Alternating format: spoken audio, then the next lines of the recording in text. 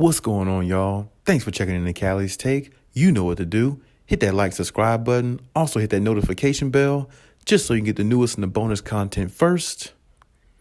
But hey, let's just go ahead and jump right in.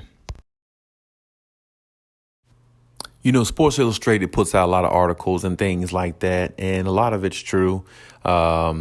Some of it's not. And, you know, you hear certain stories and you just got to chime in on it just to fill everybody in on the news, even though it's pretty quite obvious about the situation. But now Sports Illustrated is talking about if the Nets choose to leave off Kyrie off their roster, the betting favorite to land Kyrie Irving would be the Los Angeles Clippers. Now, me personally, if you ask me, I'm not a big fan of this, and I think it's very, very highly unlikely. But if you played the what if on this situation, I mean, if you weighed the options and everything like that, I mean, at this point, I'm not really sure who would really want Kyrie Irving. I mean, Kyrie Irving, don't get me wrong. He's gameplay wise, he's one of my favorite players. When I watch him play, he's very awesome to watch. He is box office. He is pay-per-view. His game is on another level. His handle is the best I've ever seen in the NBA from any player I've ever watched. He can get to the rim how he wants to. He is a lethal scorer, and he is big time. He can knock down big shots, and I think he can shoot a lot better than what people give him credit. Everybody gives Stephen Curry the credit because he can shoot and handle the ball pretty good, but I don't think he can handle the ball better than Kyrie Irving. And shooting wise, of course, you would say Steph could shoot better because he's supposed to be the greatest shooter of all time.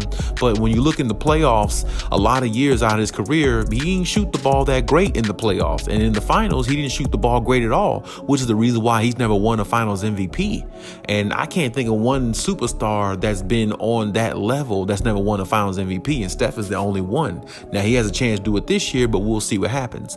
But my point is, with Kyrie Irving, if the Clippers somehow found a way to get a player like him, if the Nets didn't want him no more and he was dealt, I can see why the Clippers would be one of the favorite teams to get him, because the Clippers have a lot of depth to offer the Nets back if they were going to give up a player like Kyrie and shop him around because they don't want him back in their locker room. The Clippers got depth all over. They got shooters. You know, they got one of the best three-point shooters in Luke Kennard. You know, you got Terrence Mann. You know, you got they got assets. They got players they can give away. They can even throw in Amir Coffey. You know, the Clippers have so much assets they have to dispense. I mean, that's just how loaded the Clippers are. So, I mean, I can definitely see them being atop of a lot of other teams because they got more to offer in giving away Kyrie and getting something back in return that can help the Brooklyn Nets even more.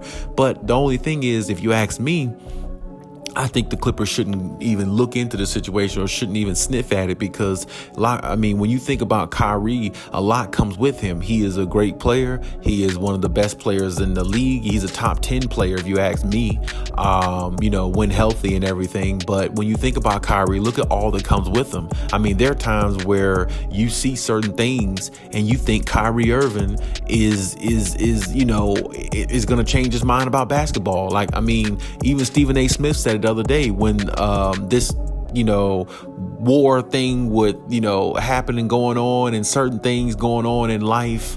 If there's a traumatized situation going on in life, if there's any type of, you know, anything out there, you know, anything that's, you know, detrimental or that Kyrie feels is detrimental, he might actually just wake up one day and be like, hey, I don't want to play basketball. Because when you think about Kyrie, basketball is not important to him. You know, he plays it almost like it's a 9-to-5 job and don't take it serious enough like it's a career. And that's my thing. It doesn't matter what's going on in life. I mean, there can be you know, let's hypothetically say Kyrie has Indian in him, which he might actually do. Let's hypothetically say something happens in India or something like that, and Kyrie is traumatized by it or hurt by it. He might actually just quit basketball and say, hey, I don't want to play no more because this is really bothering me and basketball is not important. And this is my thing. When you have people who have mentalities like that, who don't move on well, even though adversity is happening, that's not a championship mentality type player. I know Kyrie has won a championship, but that's really mainly because of LeBron James. It wasn't because of him, even though Kyrie played great in the finals. But still, it's because of LeBron James why they got that far. And that's my point. When you have somebody who's not all in, you're lessening your chances of winning. And I don't know who they'd have to give up or how much they have to give up to get a Kyrie Irving, but I think the Clippers' dynamic would change tremendously if they even went after somebody like that, which I believe they're not even thinking anything like that, even if the Nets are willing to get off Kyrie. And I definitely think the Nets are trying to get off Kyrie if they're able to, and if the situation presents itself right. I definitely think they would. So I personally don't think he would be a good fit in regards to just the type of player that he is. Like I said, you don't know what you're getting out of Kyrie. One day he could wake up and say he doesn't want to play no more, and then you saw how he did with the vaccination thing and, you know, holding the team accountable and everything like that, and, you know, letting everything be the way it was, and left his brothers out there.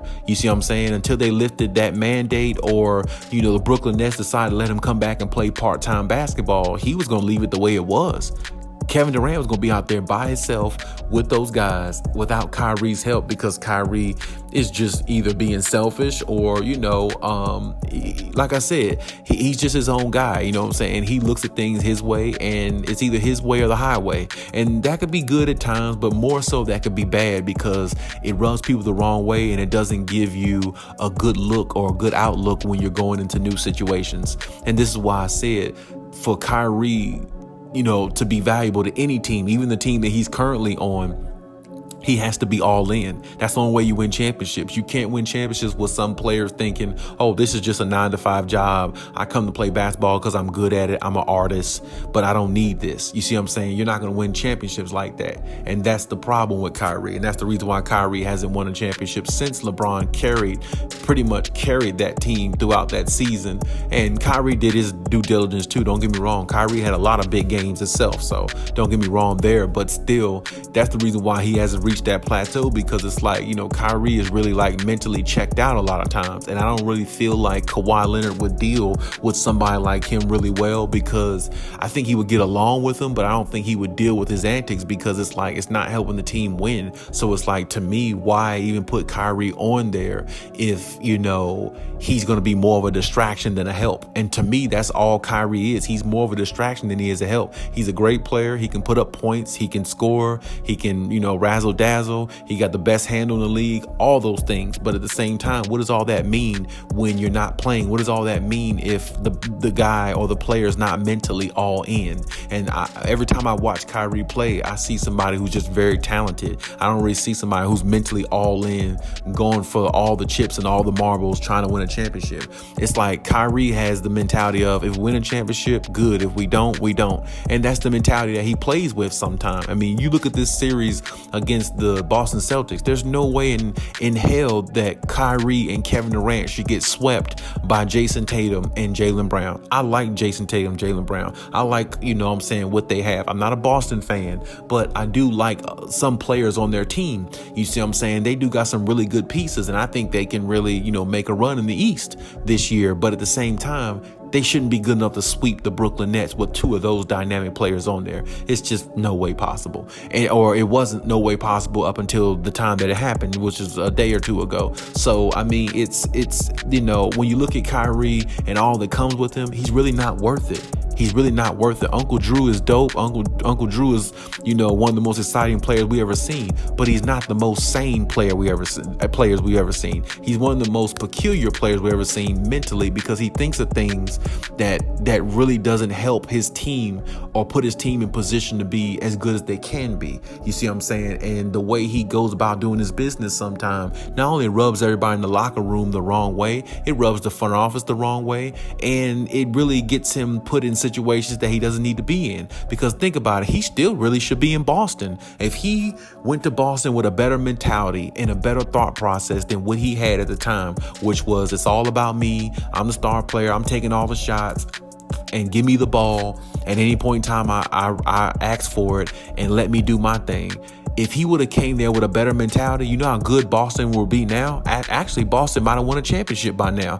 And we all know Jason Tatum and Jaylen Brown would have never developed to the way they are if Kyrie was still around in Boston, because Kyrie is just a selfish person. And this is the reason why I said it's like you really can't win championships with Kyrie. And the only reason why they won that championship, you know, with Kyrie and LeBron, I mean, LeBron had to really turn into, you know, a god to keep them alive, even though Kyrie turned into a scoring god itself in that finals. But remember, they were down 3-1 with Kyrie. It took everything they had plus more, and LeBron's defense and all that to help them win a championship. When you got two dynamic players like that, and you shouldn't be down 3-1 in that. In that finals, it should have been 3-2 or 2-2, you know, like that, going into the fifth game or something like that. They never should have been down 3-1. But that's just, like I said, Kyrie is a one-man show, and I don't feel like he's a team player on the court or in his mentality. So it's like,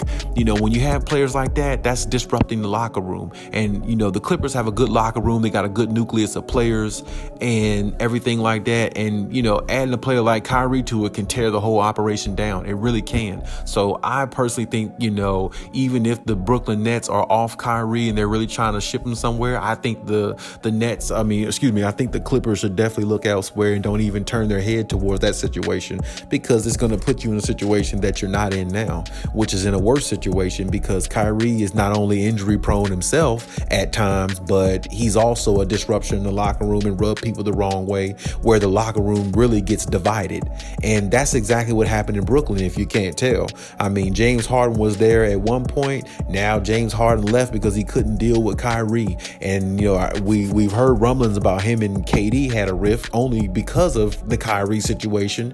And it's all just drama filled. And that's the reason why. I mean, honestly, the Brooklyn Nets should still be together with Kyrie, Harden, and KD. And if they had that, they definitely wouldn't have got swept, I don't believe, in this series. They probably would have won the series. They had all three of those players, because it would have made their dynamic a lot different in regards to how you guard them and how you play them and how you attack them. So, I mean, but it didn't work out because, like I said, Kyrie was the man in the middle. Kyrie was the guy who didn't want to get vaccinated. He's the guy who didn't mind playing part-time. He was the guy who was not going to play at all because of the vaccination and leave his brothers hanging. And he was the guy who comes back with hardly not much rhythm, and he plays good. But if you look at his conditioning throughout the playoffs and, in the series with the Boston Celtics, it looked like Kyrie just got tired at some point. See, and that goes to the fact that he was playing part-time basketball. You got to take the regular season serious in order to advance and mentally advance in the postseason. Because if you take the regular season serious, usually that always brings good things. Usually most teams who take the regular season serious enough to where, they're playing with the mentality like they want to win it all, they usually go into the playoffs and dominate. That's just the way it is. Like the Phoenix Suns, they'd be dominating right now if they had Devin Booker. They'd be really dominating because they took the regular season serious to the point where it's like, we not only want to be the best team in the league, but we want to show it during the season, and we're gonna mimic that in the postseason as well. And that's exactly what they're doing. And that's the reason why you gotta give them credit for what they're doing and how they're going about doing it. So like I said, I think the Clippers should definitely look away from the situation, even if the Nets are trying to get off Kyrie, which I definitely think they are.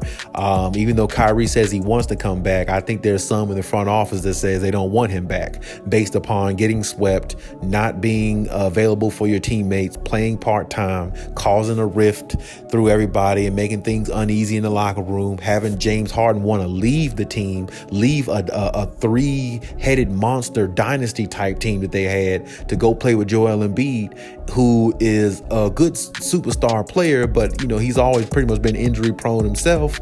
And on top of that, Philly with Doc Rivers, I just don't see doing but so much, because I'm not a big Doc Rivers fan, and I just believe that Doc Rivers will find a way to screw something up at some point. So all that being said, I just don't think Kyrie is the one that the Clippers need to invest in or even look at, even if he is on the market, even though it's hard to look away because he is a superstar and all that. But he's the type of superstar that brings poison something in your locker room. And I don't think the Clippers need that, especially if this is one of their last seasons together, the way they have the opportunity, to be together and make this run for a championship. They don't need no distractions. And Kyrie would be a big distraction, and he would definitely lessen their chances of getting to their ultimate destination, which is winning a championship. But hey, that's my take on everything. Leave any comments in the comment section as always. And hey, Cali out.